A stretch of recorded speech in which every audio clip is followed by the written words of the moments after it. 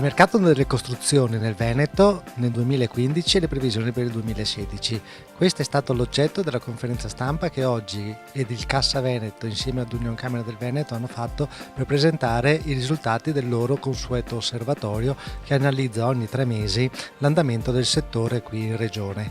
I dati trimestrali, quelli annuali e le previsioni danno un risultato interessante. Il settore sembra aver chiuso la sua era di caduta libera, si è attestato finalmente per 4 trimestri di seguito su un andamento pari a 0 o 0, però diciamo che è un cambio completamente di aspettative, nel senso che le previsioni per questi imprenditori sono forse le più rosee di tutti quelli che sono oggi all'opera in Veneto.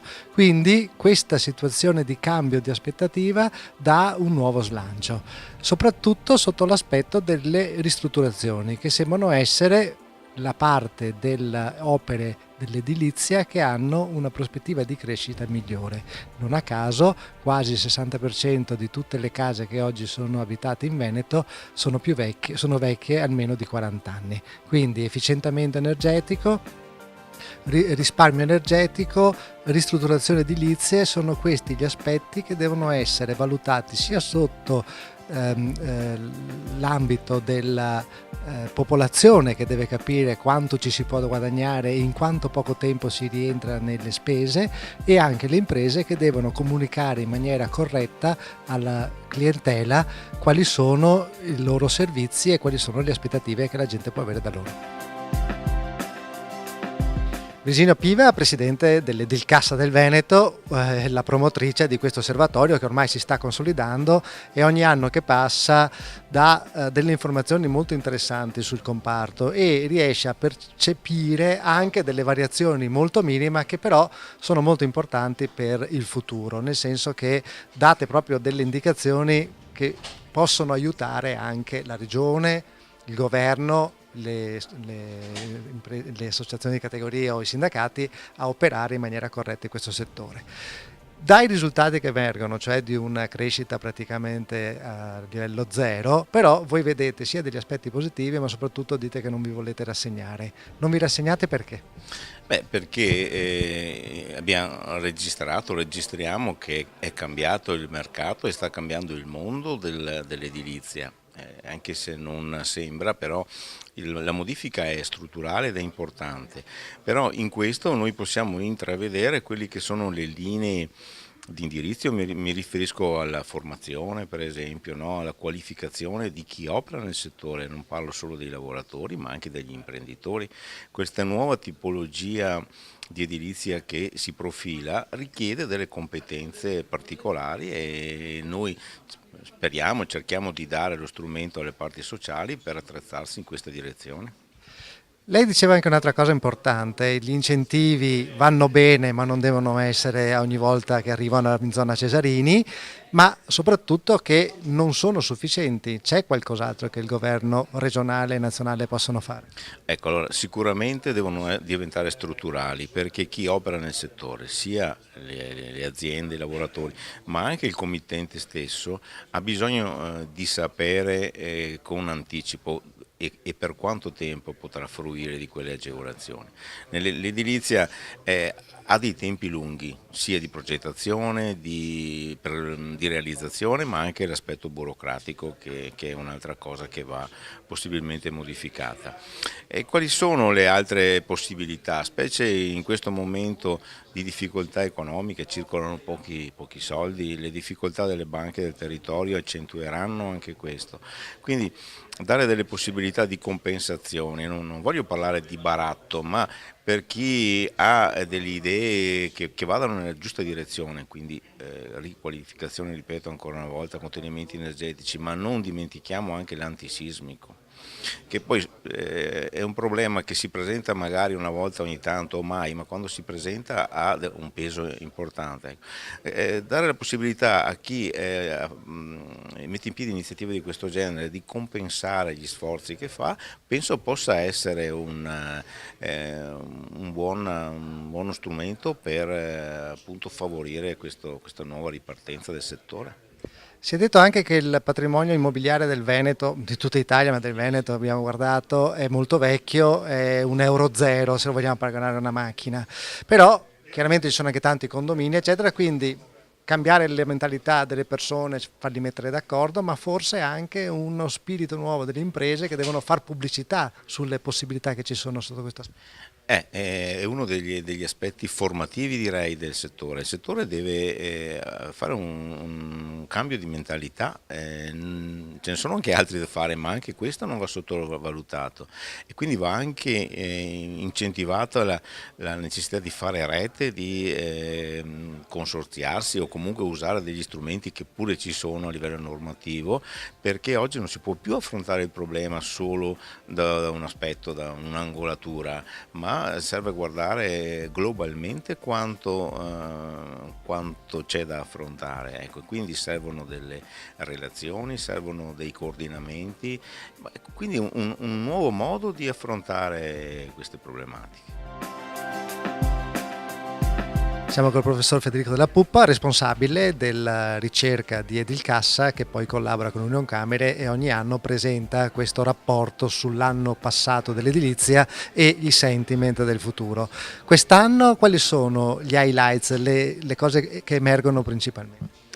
Beh, è finita finalmente la lunga caduta del settore delle costruzioni e diciamo come alla fine di una lunga cascata vertiginosa purtroppo per il settore. Oggi siamo arrivati a toccare non solo il fondo, ma in realtà forse ad arrivare a una fase di galleggiamento finalmente che può far ben sperare per il futuro. Siamo a dei dati che finalmente sono per la prima volta dopo 7 anni positivi. Sono positivi sia per quanto riguarda gli investimenti, sia soprattutto per quanto riguarda i fatturati delle imprese, cioè i giri d'affari che le imprese hanno nel settore, sia per le imprese non artigiane ma soprattutto per le imprese artigiane, anche se i valori oggi sono quelli che chiamiamo dell'economia dello 0, cioè sostanzialmente viaggiamo intorno allo 0,2%, 0,3, 0,1%. Sostanzialmente non sono degli incrementi che consentono in qualche modo di pensare a come funzionava il sistema nel passato, quando gli investimenti crescevano anche del 10-15% anno per anno. Diciamo che oggi dobbiamo fare riferimento ad un mercato che è cambiato, un mercato che è diverso, un mercato dove negli ultimi 7 anni i permessi di costruire la nuova costruzione residenziale è diminuita dell'80%. E quindi dove prima si facevano 100 cantieri oggi se ne fanno 20 e da un altro lato con un mercato della ristrutturazione e della riqualificazione che per investimenti è cresciuto nell'ultimo anno del 5,5%, ma soprattutto di fronte a sé il grande patrimonio edificato negli anni 60-70 sul quale mettere mano, in particolare il patrimonio dei condomini, e su questo patrimonio c'è veramente moltissimo da fare.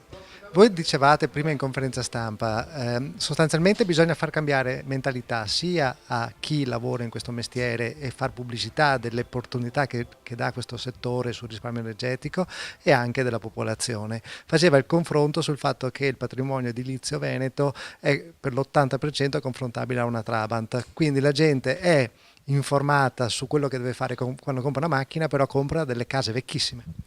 Sì, comprano case vecchie oppure addirittura vivono in case vecchie senza far riferimento a quelli che sono i costi energetici delle bollette che riceviamo ogni 2 mesi dai fornitori di energia e in alcuni casi sono particolarmente pesanti. Se mettiamo assieme complessivamente la media regionale, le famiglie del Veneto spendono ogni anno mediamente poco meno di 3.000 euro all'anno per i costi energetici delle proprie abitazioni.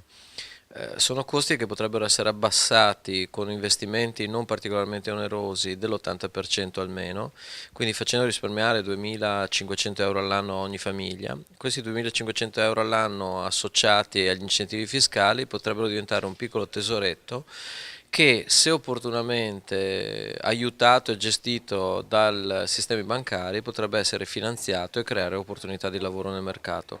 Qui ovviamente i conti non li si fa solo con le imprese o solo con le famiglie che vogliono investire, si fanno anche con le banche, si fanno anche con gli istituti di credito che in alcuni casi hanno dei prodotti specifici, ma sui quali oggi bisogna in qualche modo insistere e spingere perché mettano a disposizione risorse che non sono particolarmente rilevanti. Si parla per ogni alloggio, diciamo un alloggio medio di 100 metri quadrati, possiamo andare dai 30, 40, 50 mila euro, sono molti soldi. Però in realtà sono soldi che potrebbero essere recuperati nell'arco di una decina d'anni e anche meno, solo con i risparmi energetici e con le defiscalizzazioni. Per cui diciamo che le opportunità oggi ci sono, i sistemi oggi ci sono, bisogna chiudere un po' il cerchio di tutti i soggetti che devono mettersi assieme per fornire al settore finalmente un futuro migliore. Voi avete presentato una slide molto interessante sui sentiment degli imprenditori. Quelli dell'edilizia sembrano essere oggi, per i prossimi 3-6 mesi, forse quelli che si aspettano le condizioni migliori.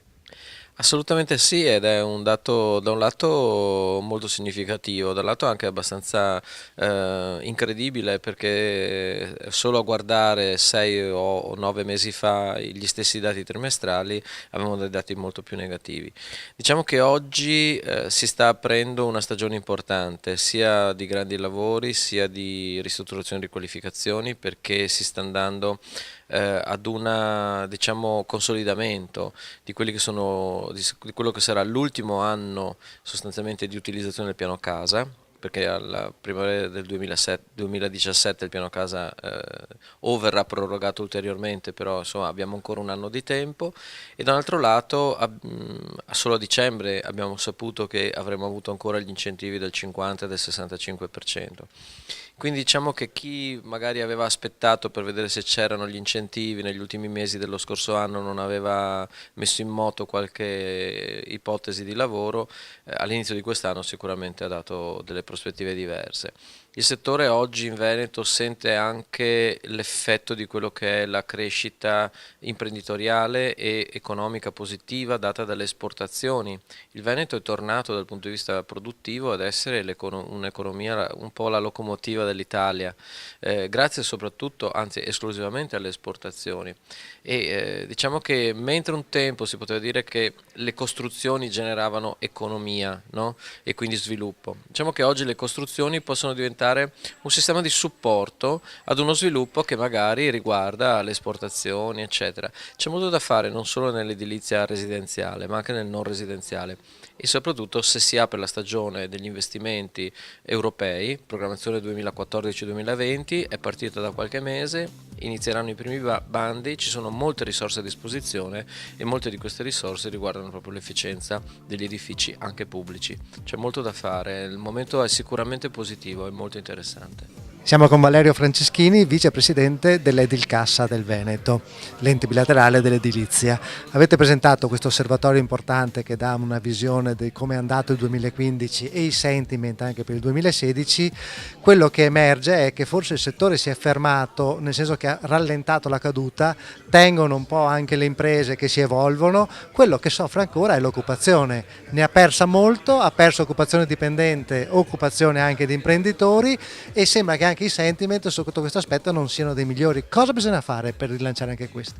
Ma indubbiamente c'è un dato contraddittorio rispetto all'aumento dei fatturati in alcuni territori e la continua diminuzione dell'occupazione. Evidentemente noi stiamo parlando di commercializzazione del prodotto e non certamente di produzione nei vari cantieri. Cosa c'è bisogno? C'è bisogno urgentemente di quello che noi abbiamo sempre chiesto. C'è un piano casa, c'è una necessità di efficientare quelle che sono energeticamente le nostre abitazioni, abbiamo un patrimonio immobiliare molto vecchio, quasi l'80% o il 60% comunque ha più di 40 anni, evidentemente c'è bisogno di far scattare queste potenzialità attraverso un sostegno a questo settore. Noi abbiamo chiesto alla Regione degli incontri, abbiamo fatto anche un decalogo di proposte, una tra le quali era quella di sostenere il finanziamento alle imprese e alle famiglie attraverso un fondo di rotazione. Oggi il sistema finanziario è un sistema finanziario che ti guarda molto dentro, che fa fatica ad erogare, sostanzialmente finanziare sia le imprese sia le famiglie. Abbiamo bisogno di un sostegno, di qualcuno che garantisca tutto ciò, perché questo anche rispetto agli incentivi fiscali, sulle ristrutturazioni, sul recupero e così via, ha bisogno di aiuto di questo tipo. In conferenza stampa in effetti lei ha sottolineato che è anche un momento storico in cui la finanza, le banche venete non sono particolarmente forti. No, le banche venete non sono forti, stanno addirittura rientrando quelli che sono alcuni istituti, alcuni che sono sulle imprese, sulle certezze delle imprese, e quindi questo ne va a scapito del progresso che c'è su tutto questo. Io lanciavo qualche tempo fa un'idea: noi oggi abbiamo la certezza che gli incentivi fiscali in 10 anni recuperiamo il 50 o il 65% di quello che investiamo, perché un sistema, tra il sistema bancario, regione, e non si possa anticipare da subito questo 50 o 65% alle famiglie. Questo ci permetterebbe che poi il rapporto tra banche e il fisco in Italia e il governo in questo caso potesse far rientrare questi soldi tra se stessi e non attraverso le famiglie. Tanto una volta certificati gli investimenti, evidentemente poi i soldi di anno in anno le famiglie li recuperano. Perché non glieli diamo subito? E questo sarebbe una grande manovra per sviluppare da subito gli investimenti. Siamo con il dottor Serafino Pittingaro, responsabile dell'ufficio studio dell'Unione uno dei due bracci con cui si realizza questo osservatorio sull'edilizia ormai da qualche anno, che è un po' una chicca rispetto alla compagine nazionale che analizza il Veneto. Voi qui oggi avete presentato chiaramente l'andamento del settore, però è stata presentata anche un piccolo carotaggio iniziale sull'analisi su 147 imprese, i bilanci di 147 imprese. Emerge una dicotomia molto forte da quello che avete illustrato, cioè le grandi e medie imprese comunque sembra che macinano soldi, ma soprattutto sui fondamentali hanno i ritorni sugli investimenti, le piccole arrancano alla grande. Sì, è un'analisi, diciamo, che rappresenta un approfondimento e che riguarda ancora un numero limitato di imprese, però siamo convinti che sia un campione, sia significativo di quello che sta accadendo appunto nel mercato dell'edilizia, e cioè diciamo ci sono delle grandi imprese, delle grandi società che stanno macinando fatturati, stanno tornando, diciamo, a avere grossi lavori sul mercato, a fronte invece di imprese che hanno una dimensione più piccola, quindi inferiore ai 50 milioni di euro di fatturato all'anno, che invece ancora stentano. Però questo, diciamo, se noi andiamo a considerare la percentuale di imprese che non ha avuto utili, diciamo, tra il 2013 e il 2014, vediamo che queste sono percentuali assolutamente a favore del settore,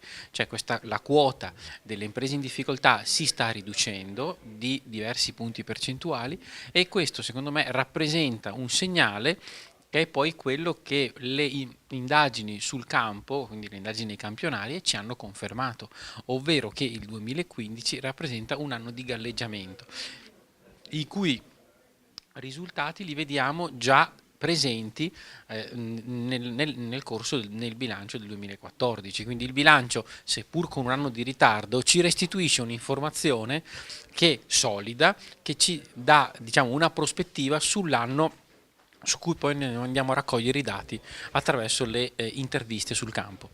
Come spiega che, pur andando bene le grandi imprese, che sono quelle che dovrebbero occupare più persone, in realtà l'occupazione non riparte?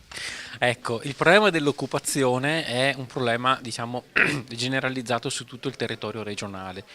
Cioè è vero che le grandi imprese assorbono più occupazione e quindi questo, diciamo, dà una solidità al mercato del lavoro, ma è anche vero che ci sono molte piccole imprese che magari utilizzano un'occupazione precaria o comunque stagionale, eccetera, che non contribuisce poi a migliorare gli stock di occupazione, e quindi questo crea una dicotomia tra appunto occupazione stabile e occupazione, diciamo, a termine.